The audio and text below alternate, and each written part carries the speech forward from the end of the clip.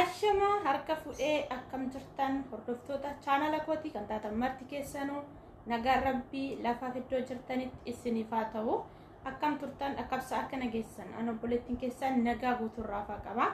nageenya nabukkee ture isin birallee jiraatu isiniin jecha namoonni chaanala kana fara taatan subscribe like gochuudhaan maatii keenyatti dabalama akkasuma maatii koo kan turtanillee hanga yoonaa yaadawwan garagaraa kan na jajjabeessaa turtan galatooma galata guddaa na biraa qabdu isiniin jechuu barbaada akkasuma viidiyoo kiyya har'aa kanarratti illee yaada keessan barbaada yaada keessan komentii jala naaf kaa'u hin dagatinaa isiniin jechuu jaaladha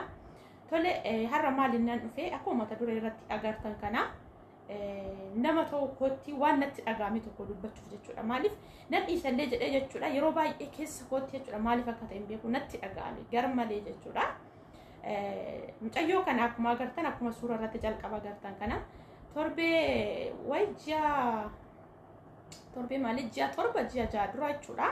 miidiyaa kana irratti siifachuu ofaa turanii jechuudha mucayyoo kana agartanii jirtu namni kamiyyuu jechuudha namni miidiyaa fayyadamu namni mucayyoo kana hin agarre jira jedhee hin yaadu maaliif suni uumama rabbiiti waaqayyo waan kamiyyuu waan godheef qaba hojii rabbii keessa namni galuu hin qabu suni akkuma ta'ee jirutti isheen illee uumama ishee sanatti yookaan maafan akkas ta'e yookaan maafan akkasitti uumame jettee nama ofitti gadditu hin turre baay'ee tokko jechuu nama of jajjabeessituudha maaliif kennaa rabbiiti waan ta'eef namni kamiyyuu ofiisaatii waan godhatu miti jechuudha waaqayyo akka fedha isaatti uuma akka fedha isaatti gara dachee kanaatti nu fidaa jechuudha haa ta'u malee amma immoo as garana kana torbee duraan tokkoon dura immoo erga miidiyaa irratti deebisanii fidanii wanti nuti argaa jirru wanti nuti dhagaa jirru waanuma waliin ilaalaa jirru kanadha jechuudha sa'aatii kanatti dhugaa rabbii ani gaafanii viidiyoo sana argu bakka tokkoffaa namuma ta'ee jechuudha bara akkanaa kana keessa jiraachuu kootti natti dhagaame bara akkamii keessa jirra hin jedhe bakka maaliif bara ilmi namaa haga bineessaa yookaan haga beelladaa waliif yaaduu dadhabetti maaliif namni horiirraan kan adda ta'u sammuutti yaadu waan tokko gaggaragarshee babal'isee ilaalchawwan adda addaatiin yaadu waan danda'uuf garuu sa'aatii kana immoo bara kana keessa immoo ilmi namaa sa'aatiitti horiidha gadi ta'etu jira jechuudha kana isiniin jechuun ko ani akka nama tokkotti wanta natti dhagaameen dubbataa jira jechuudha maaliif namoonni gariinis waan isinitti dhagaame keessa keessanitti wanti isinitti dhagaame jiraachuu danda'a jechuudha maaliif sun immoo ta'ee jira gara miidiyaa kanatti dhuftee jirti ammallee yoo dubbattu mucayyoon suni bakka waan jiru hundasaa gilxii baastee waan dubbataa jirtudha jechuudha kana keessa garuu gariin keenya maal jechaa jirra maaliif hojii rabbii keessa seenaa jirra sa'aatiitti waaqayyoodha walitti bu'aa jirra garuu nama jechaanis ta'ee gochaanis waan kana afaan isaan baasee dubbataa jiru kanatti itti dhagaamaa hin jiru boru garuu sa'aatiin itti dhagaamu sa'aatiin maalan dogongoree maaf waan akkanaa keessa gale waaqayyo maaf qixaatii akkanaa kanaa kenne jedhee sa'aatiin itti dhagaamu oolee hin bula malee dhufuu danda'a kana isiniin jechuun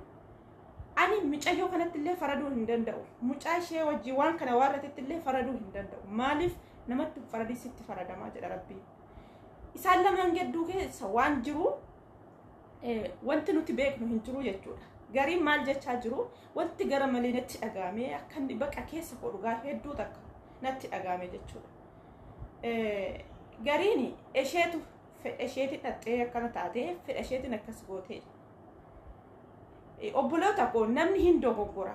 garuu gaafa namni tokko dogoggoru namni biraa sunoo maaf wajjin dogoggore waan jedhu tokko malee isheen waan fedha isheetiin dhaxxe qofaa fi mucaa kana humna qabaattee dirqisiistee kootu jettee humna isheetiin waan waarrattee miti jechuudha wanti isin hubachuu qabdan kanaaf isheetti illee faraduu inni hoo maaliif akkas godhe jettanii isatti illee faraduu hin dandeessan kuni hojii rabbiiti rabbii waan godheef qaba sababa qaba wanti hundumtuu sababa godheef qaba sana waaqayyootu beeka ani akka nama tokkotti wanti namallee jedhu waaqayyoo akka waan jalqaba ishee baddaleetti lammaffaa ishee hin baddalini rabbi nagaan ishee hiiku waaqayyo nama boru nagaan ishee hiiketooni dhalli ishee kun immoo kan itti hirkattu rabbiin hirkoo ishiidhaaf yaa godhun jedha waan biraan jiru akka gama kootti jechuudha amma dandeettii kootti qabaadhes yoon dhabellee yaadan yoon qabaadhellee waan hin qabu nin gargaara kanaaf anam asitti maal jechuu barbaadeetanii namoonni faraddan hin faradina wanta hin beekne hojii rabbii keessa galtan hin bukeessina yookaan hin dubbatina isin jechuu kanan gariin ilmuma dhiiraa osoo dachee irra xarage saatiitti jettan jira ilma dhiiraa osoo dachee kanarra xarage gaafa jettu abbaa kee of bukkeetta garta obboleessa kee of bukkeetta garta ati akkamiin uumamte akkamiin garga dachee kanaatti as dhufte gaaf namni hundisaa badaa jechuu hin dandeenyu namni hundisaa gaarii jechuu hin dandeenyu obboloota koo hin dogoggorina barri kun bara dhumaatiiti bara ilmi namaa haga bineensaa yaaduu dadhabe keessa jirra sa'aatii kana faraduurra waan hin beekne keessa gallee dubbannee ofii keenyallee cubbuu nama sanaa gara keenyatti fudhachuun duratti wanti kun hammam dhugaa irratti hundaa'e akkasuma hoo hammam dhugaa irraa waan fagaateedha yoo nuti akkana jenne dhugaan eessatti mul'ata waan jenneetini madaalachuu qabna dhugaa rabbiin isiniin jedhaani maaliif keessa kootti waan natti dhaga'ameen dubbadhani isinii galee gaafa tokko dogongoru 2 3 4 maal taaneef faana dogongora micayyoon tun dogoggorteetti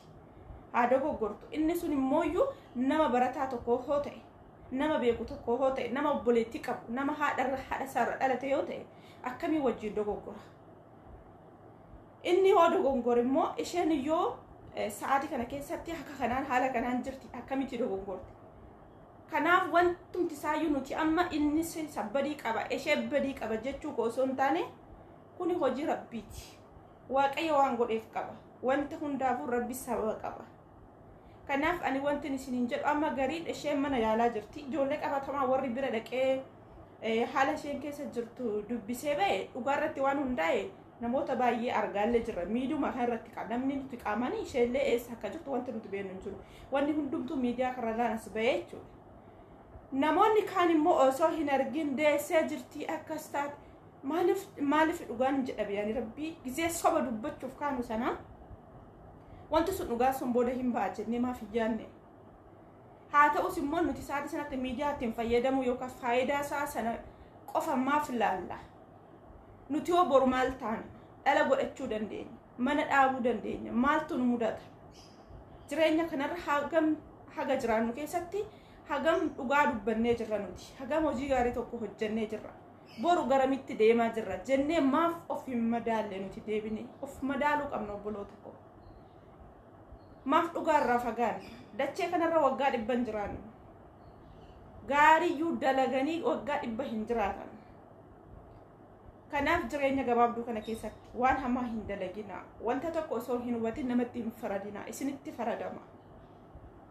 gariin keessan dhalchitanii tofarkaa qabdu gariin keessan immoo mana dhaabuu boru daa'ima argachuudhaaf kan fedha qabdan kan yoomiin bultii dhaabee daa'ima argadha jettantu jira kana keessa dogoggoraa jirtu sa'aatiitti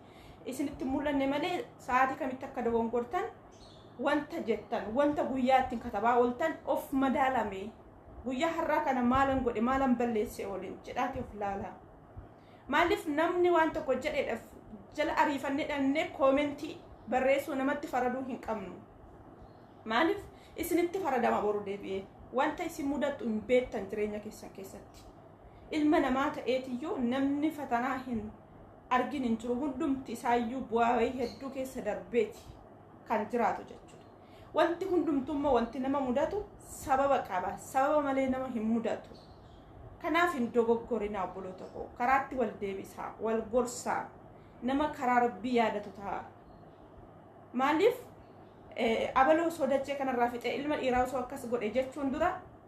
ani eenyurraa dhufe abbaa keessan of bukkeetti ilaalaa obboleessa keessan of bukkeetti ilaalaa dhalchitanii warri of jalaa qabdan ilma keessan of jalatti ilaalaa borus warri ilmoo godhachuuf jirtan maraxxanii waaqayyo nama akkanaa dubara qofa naa kenne way dhiira qofa naa kenne jechuu hin dandeessan maaliif kuni wanta aangoo keessanii miti kaa aangoo rabbiiti kuni wanta rabbi dalaguu danda'u malee wanta namni dalaguu danda'u osoo ta'e maaliif gariin ilmoo dhabeetini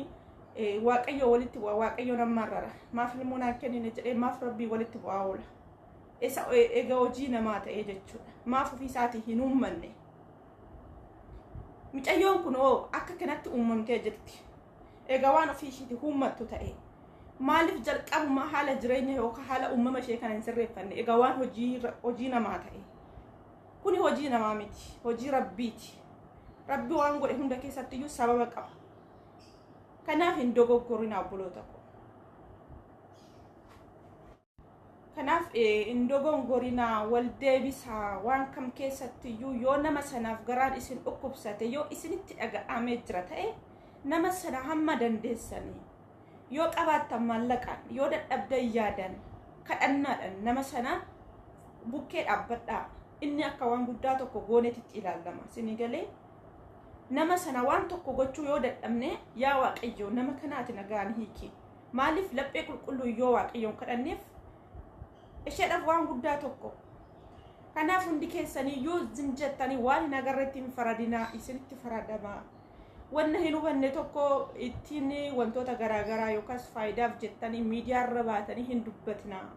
nuti boru maal taana boru maaltu nu mudata nama akkamitti taana ilmoo akkamitti arganna jedhaati keessa keessanitti deddeebisaa itti yaadatii dubbadha maaliif boru amma waan tokko gaafa isin mudate yaa rabbi maaf akkasina goote jechuudhaan dura kaleessa maalan dalagee ture amman jiraadhee har'a ga'e kana keessatti of duuba deebitanii too waggoottan dabarse ji'ootan dabarse san keessatti maal hojjedhee jiraan akkamiin rakkoon kun na mudachuu danda'e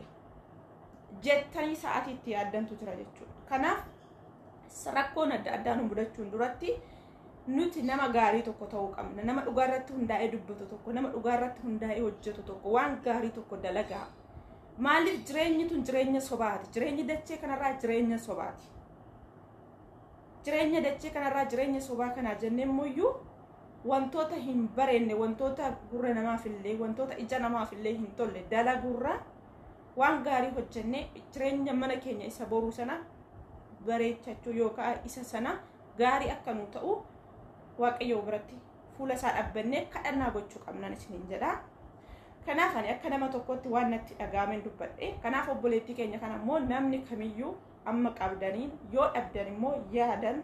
bukkee dhaabbadhaa waaqayyo nagaan ishee heeku rabbiin waan hunduma keessattuyyuu sababa qaba wanta jalqaba isheef kennes ta'e wanta ammallee fidee kanatti kennes ta'e rabbiin waan hunduma isaa keessatti waan gaariitti isheedhaaf ajijjiiru jireenya gaarii maaliif namni kamiyyuu amma lubbuu waaqayyoon uume guyyaa ofiisaatti uume malee waan kamiyyuu godhamuu hin danda'u waan ta'eef isheen immoo jireenya qabdu kana keessatti akka gammaddee jiraattu maaliif har'a ilmoon kuni nagaan hiikamtee ilmoon kana argattee jennaan boru itti hirkachuu dandeessi maaliif waaqayyo sababa waan hunduma keessattuu sababa qaba waan ta'eef boru itti hirkachuu dandeechi ilmoo ishee kun kan ishee hirkisu ta'uu danda'a kanaaf kadhannaa gochuu fi amma dandeenyuun immoo gargaaruudhaan isin jedha obboloota koo kanaaf ani waanuma natti dhagaame keessa koo natti dhagaame dubbachuu dhufee isinillee ammuma kana wanti isinitti dhagaame ni jira waan ta'eef akkasuma yaadawwan keessan koomentii jalatti naa barreessaa galatooma waan na wajjin turtaniif karaarra wal qaba wali hin gufachiisinaa karaatti wal deebisaa isiniin jechuu jaaladha obboloota kiyya